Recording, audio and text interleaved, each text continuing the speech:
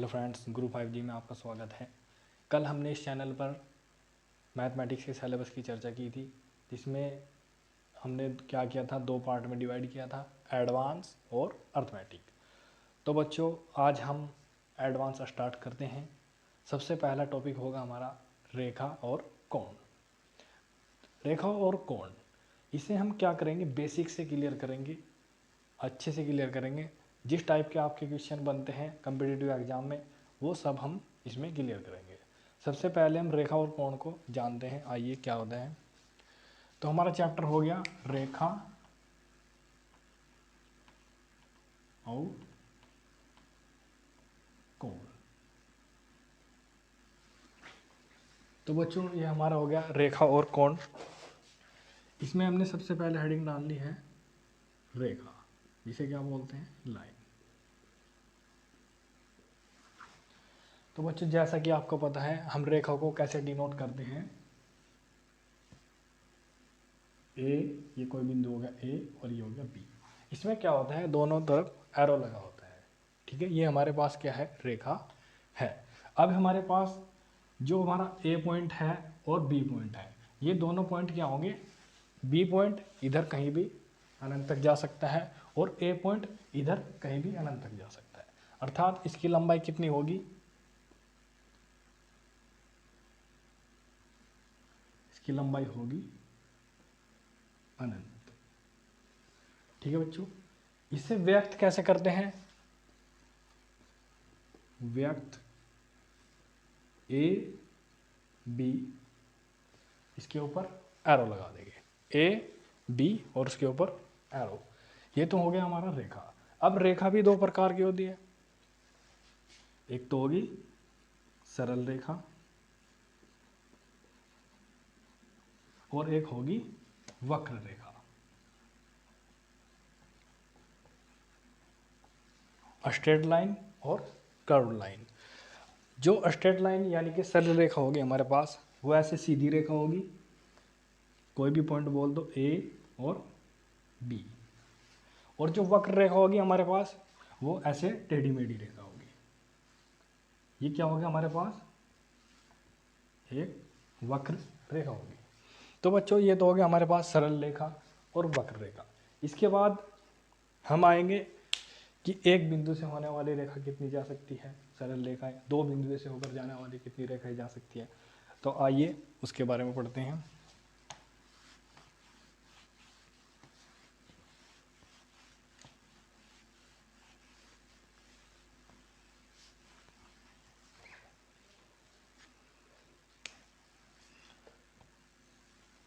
ये कोई रेखा होगी हमारे पास, एक रेखा पर स्थित बिंदुओं की संख्या कितनी होगी। तो एक रेखा पर कितने बिंदु हो सकते हैं, कितने बिंदु हो सकते हैं, तो बिंदु की संख्या कितनी होगी, अनंत होगी। ठीक है भाई, कितनी होगी, अनंत।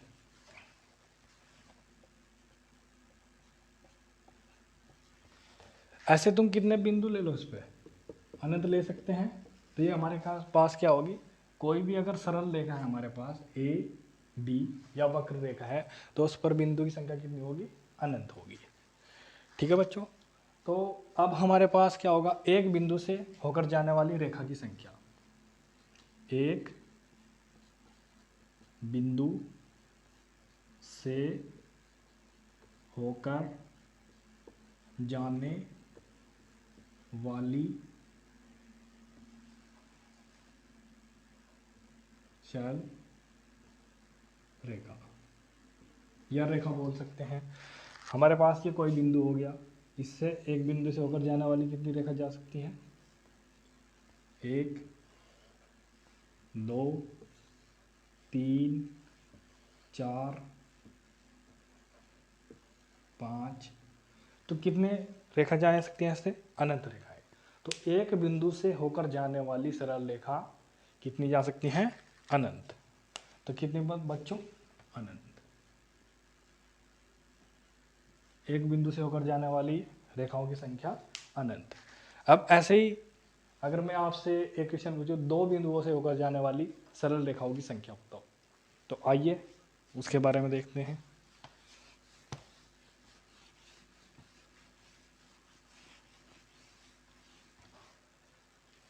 तो अब दो बिंदुओं से होकर जाने वाली रेखाओं की संख्या, दो बिंदुओं से होकर जाने वाली रेखाओं की संख्या। ठीक है बच्चों, हमारे पास कोई दो बिंदु हो गए, पॉइंट ए हो गया, एक बिंदु बी हो गया। तो हमारे पास इससे कितनी सरल रेखाएं जा सकती हैं? एक रेखा जा सकती है, ओनली वन। अगर दो बिंदु की बात करता है ए और बी, तो उससे हमारे पास सरल रेखा के होकर गुजरने वाली कितनी रेखाएं जा सकती हैं? एक रेखा जा सकती है। तो वो कितनी होगी? एक होगी। ये तो होगी सरल रेखा की बात। अगर हम ऐसे ही वक्र रेखा की बात करें या कर्व्ड रेखा, कर्व्ड लाइन, तो हमारे पास उससे कितनी होकर जा सकती है? अब ऐसे ए हो गया और एक हो गया बी, दो पॉइंट हो गए बच्चों, ए और बी। इससे वक्र रेखा होकर गुजरने की कितनी संख्या हो सकती है? एक हो गया ये ए, और ऐसे टेढ़ी मेढ़ी रेखा कितनी भी खींच सकते हैं। ठीक है बच्चों, तो ये क्या हो गया हमारे पास? वक्र रेखाएं होगी। तो इनकी संख्या कितनी हो सकती है? अनंत। तो यहाँ पे ऐसे लिखेंगे कि दो बिंदुओं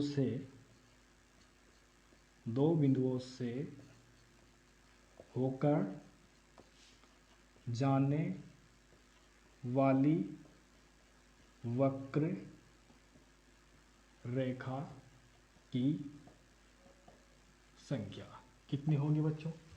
अनंत होगी। तो कितनी होगी? इनफाइनाइट। ऐसे भी लिख देते हैं इनफाइनाइट। तो ये तो हो गया हमारे पास रेखा, एक बिंदु से होकर जाने वाली, दो बिंदुओं से होकर जाने वाली। ठीक है फ्रेंड्स, तो इसे हम कैसे डिनोट करते हैं? इस तरह व्यक्त करते हैं, ए और बी। उसके बाद हम स्टार्ट करते हैं किरण।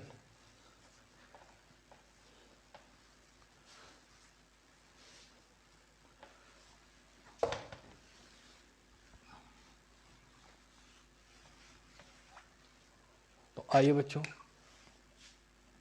नेक्स्ट हेडिंग किरण। किरण एक प्रकार की रेखा ही होती है, पर इसका एक पॉइंट क्या होता है? फिक्स।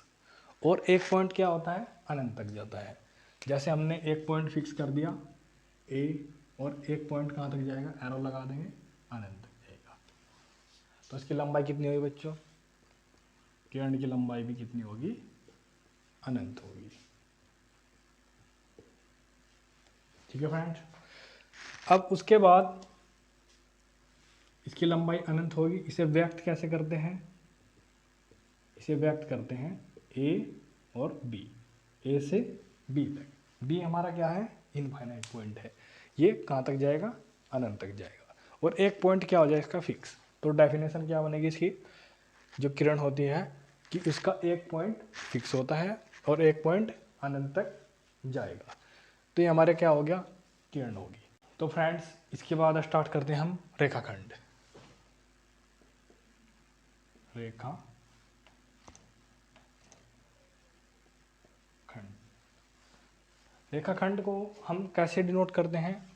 ऐसे, एक में दो फिक्स पॉइंट होंगे, ए और बी। तो इसकी लंबाई कितनी होगी? इसकी लंबाई जो होगी हमारे पास निश्चित होगी। इसकी लंबाई निश्चित होगी, यानी कि ये भी फिक्स पॉइंट हो गया, ये भी फिक्स पॉइंट हो गया। तो इनके बीच की दूरी कुछ ना कुछ तो होगी, वो क्या होगी? निश्चित होगी। अगर कोई भी पॉइंट अनंत तक जा रहा तो उसकी हम दूरी फिक्स नहीं कर सकते, इसलिए यहाँ पर दोनों पॉइंट फिक्स है। तो इनके बीच की दूरी कितनी होगी? निश्चित होगी। यानी कि इस रेखाखंड की लंबाई क्या होगी? निश्चित होगी। और इसे व्यक्त कैसे करते हैं? व्यक्त इसे हम करते हैं ए बी, और उसके ऊपर ऐसे बार लगा देते हैं। ये तो हो गया हमारा रेखाखंड। उसके बाद स्टार्ट करते हैं प्रतिच्छेदी रेखाएं।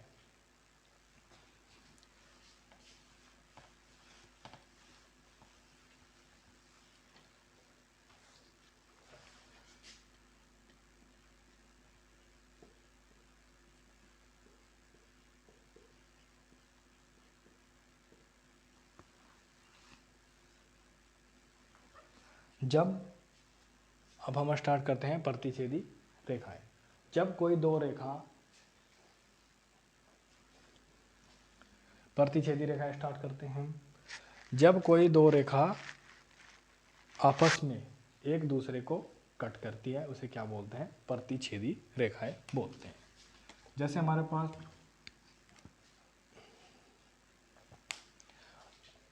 अब हमारे पास स्टार्ट करें तो हमारे पास क्या है? प्रतिच्छेदी रेखाएं। जब हमारे पास कोई दो रेखाएं एक दूसरे को आपस में कट करती हैं उसे क्या बोलते हैं? प्रतिच्छेदी रेखाएं बोलते हैं। जैसे हमारे पास एक रेखा होगी ए बी और ये क्या हो जाएगी? एक कोई भी पॉइंट मान लो सी और डी, किसी पॉइंट पे इन्होंने कट किया तो ये क्या होगी? प्रतिच्छेदी रेखाएं होगी। एक बार फिर से, जब कोई दो रेखाएं एक दूसरे को आपस में कट करती हैं, किसी भी बिंदु पे कट कर रही हो उसे क्या बोलते हैं? प्रतिच्छेदी रेखाएं बोलते हैं। उसके बाद हमें संगामी रेखाएं, संगामी रेखाएं, संगामी रेखाएं जब दो या दो से अधिक रेखाएं एक ही बिंदु पर मिलती हैं तो उसे क्या बोलते हैं? संगामी रेखाएं बोलते हैं।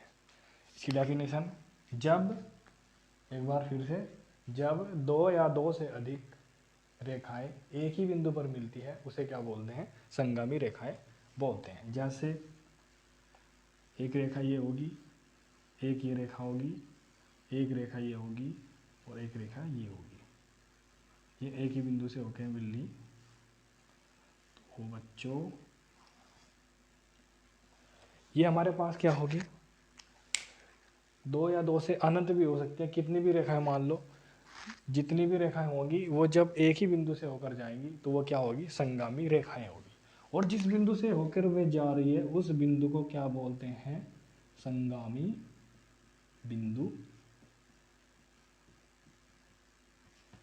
कहते हैं। ठीक है फ्रेंड्स, तो ये तो हो गया हमारे पास संगामी रेखाएं। फ्रेंड्स इस यहाँ पर हमारे पास एक त्रिभुज बनेगा, उसका क्षेत्रफल कितना होगा? संगामी, ऐसे लिखेंगे, संगामी रेखाओं द्वारा, लिख लेना, संगामी रेखाओं द्वारा बना त्रिभुज का क्षेत्रफल कितना होता है? 0 होता है, यानी कि 0 होता है। अगर हम संगामी रेखाएं ना लें, ऐसे ले लें कोई भी, तो यहाँ पे जो त्रिभुज बना इसका क्षेत्रफल कुछ ना कुछ होगा हमारे पास। अगर ये रेखाएं संगामी हो जाए ऐसे तो यहाँ पर त्रिभुज नहीं बनने का, तो उसका क्षेत्रफल कितना होगा? 0 होगा। तो ऐसे क्वेश्चन बन जाता है कि संगामी रेखाओं द्वारा बने त्रिभुज का क्षेत्रफल कितना होता है? 0 होता है। ऑप्शन में जहाँ 0 होगा वहाँ पे टिक करेंगे। ठीक है फ्रेंड्स, ये हो गया हमारे पास संगामी रेखा। उसके बाद हम आते हैं समपाती रेखाएं। इससे अगली हेडिंग क्या होगी? समपाती रेखाएं।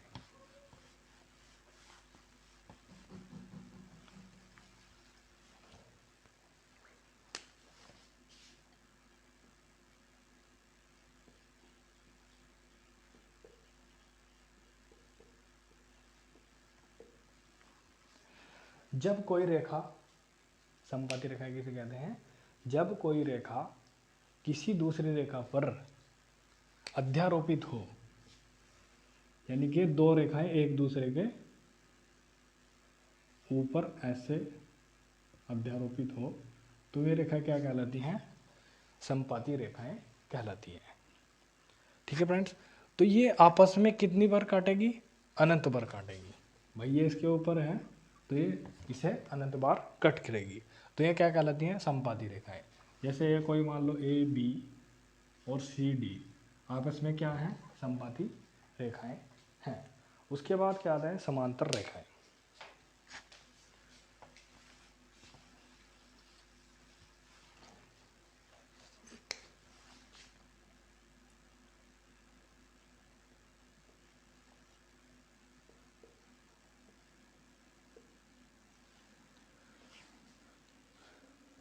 तो बच्चों इसके बाद आता है समांतर रेखाएं। समांतर रेखाएं क्या होती है? जैसे हमारे पास कोई रेखा एक ले लो एल, इसे एल नाम दे दिया हमने, और एक रेखा होगी एम और एक रेखा होगी एन। ये समांतर कब होगी? जब इनके बीच की दूरी प्रत्येक बिंदु पर क्या हो? बराबर हो। अगर यहाँ पर 3 सेंटीमीटर है तो इधर भी कितनी होनी चाहिए? 3 चाहिए। यहाँ पर 4 सेंटीमीटर है तो इधर भी कितनी होनी? 4 सेंटीमीटर होनी चाहिए। अगर ये आपस में समांतर है, नोट में क्या लिखेंगे कि एल समांतर है किसके? एम के, और एम समांतर किसके हैं? एन के। ये समांतर का चिन्ह होता है ऐसे बराबर सा करके, और ये हो जाएगा हमारे पास एल समांतर होगा किसके? एन के। एल समांतर किसके हैं? एन के। तो ये तो हो गया हमारे समांतर रेखाएं। कैसे? जब यहाँ पे इनके बीच की दूरी समान हो प्रत्येक बिंदु पर, जैसे इस बिंदु पर ले लो यहाँ पे, तो ये हमारा कितनी होनी? 3 सेंटीमीटर होनी चाहिए, ये भी 3 ही होनी चाहिए। फिक्स नहीं है 3, कुछ भी ले सकते हो। 2 सेंटीमीटर, ये भी 2 सेंटीमीटर होनी चाहिए। अर्थात कहने का मतलब ये है कि इनके बीच की दूरी क्या हो? हमेशा हर प्रत्येक बिंदु पर बराबर हो। तो वो क्या कहलाता है? हमारे समांतर रेखाएं कहलाता है। अब आप ये सोच रहे होंगे कि ये डेफिनेशन से क्या लिखवा रहे हो, पर ये बेसिक है। अगर तुम इसे बेसिक को अच्छे से पढ़ोगे तो क्वेश्चन में बिल्कुल भी प्रॉब्लम नहीं आएगी।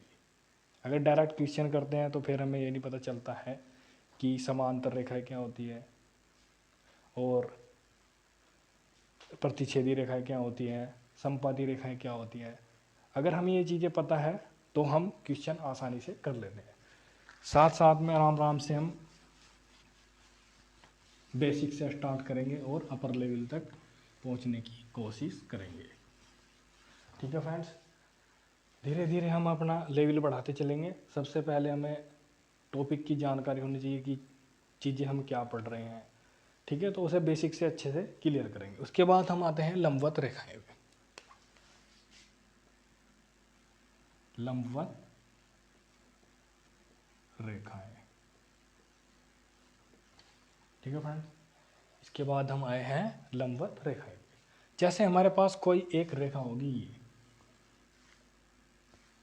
कोई भी रेखा मान लो, एल मान लो, इसके लंबवत कौन सी रेखा होगी? जो इसे 90 डिग्री पर कट करेगी, बिल्कुल इसे ऐसे सीधी कट करती चली जाएगी। इसे रेखा को हमने क्या मान लिया? एम मान लिया। रेखा एल को किसने कट किया है? हमारे पास एम ने। किस पे? 90 डिग्री एंगल पे। ठीक है फ्रेंड्स, तो हमारे पास क्या हो जाएगा? जो रेखा एल है किस पर लंबवत है? एम पर। ठीक है, रेखा एल लंबवत है एम पर, या ऐसे बोल सकते हैं एम रेखा लंबवत है एल पर। ये लंबवत का चिन्ह होगा इस टाइप का। तो ये तो हमारे पास हो गया लंबवत रेखाएं। एक ही रेखा के, नेक्स्ट पॉइंट, एक ही रेखा के लंबवत खींची गई रेखाएं समांतर रेखाएं होती हैं। नेक्स्ट पॉइंट में क्या होगा? एक ही रेखा के, एक ही रेखा के लंबवत खींची गई रेखाएं समांतर होती है। समांतर होती हैं। जैसे हमारे पास ये कोई रेखा होगी भाई, कुछ भी मान लो, पी मान लो, इसके समांतर हमने क्या एक रेखा ये खींची, इसके लंबवत, इसके लंबवत हमने एक रेखा खींची पी के लंबवत। हमने क्या कहा? एक ही रेखा के लंबवत खींची गई रेखाएं, कितनी भी रेखाएं खींच लो पर उसके लंबवत होनी चाहिए पी के। और एक रेखा हमने ली एम, और एक रेखा हुई एन।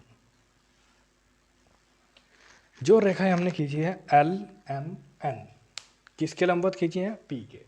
एक ही रेखा के लंबवत खींची गई रेखाएं ये आपस में क्या है? समांतर हैं, क्योंकि ये क्या है? तीनों की तीनों लंबवत है। तो यहाँ पर क्या पॉइंट बना हमारे पास कि एल एम एन आपस में क्या होंगे? समांतर होंगे, आपस में समांतर हैं।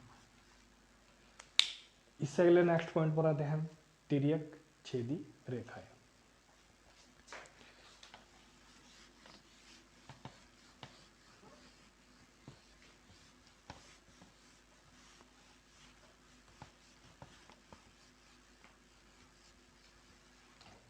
तो फ्रेंड्स नेक्स्ट पॉइंट क्या आया, तिर्यक छेदी रेखा है।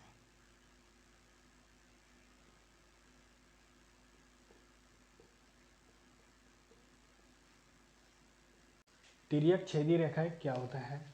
तिर्यक छेदी रेखा ऐसी रेखा जो दो या दो से